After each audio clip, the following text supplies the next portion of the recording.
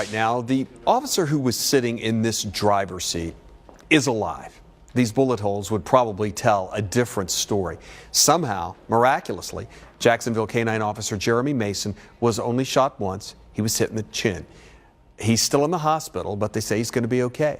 Officer Mason was shot by a felon who was wanted for 2 armed bank robberies from this week alone. That felon, Michael Harris, carjacked a woman and forced her to drive while he kept shooting at police. After 2 miles, that woman ran a stop sign and crashed, and Harris was killed by police. The gun Harris used was reported stolen in 2012, and the investigation into that shooting continues this morning.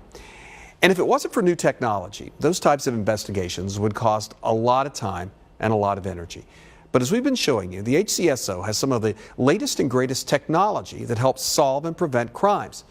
And this morning we continue that technology conversation by talking about ballistics, what the HCSO can do by looking at shell casings fired from weapons.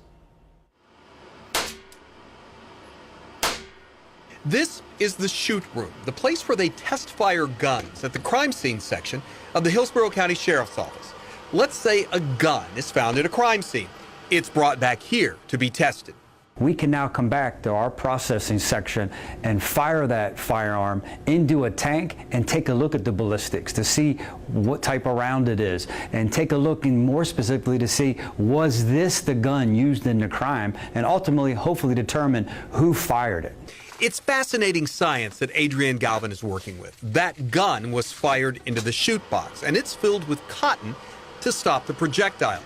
It's the cartridge casings, though, that Adrienne wants to look at, because specific markings on the casings are unique to a firearm.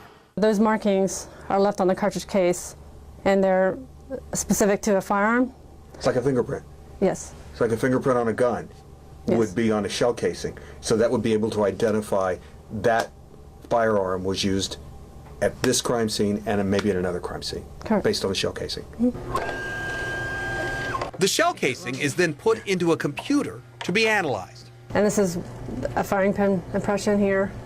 That's the fingerprint of the gun we were talking about, the unique markings a firearm makes when it fires. And these images are sent to a server, which analyzes them and then sends them back with potential matches. Technology now allows the HCSO to stay ahead of the criminals. Technology can see what the human eye can't. So when we go out to a scene and our hard-working investigators are processing a scene, looking at a scene, we may not be able to detect what technology can.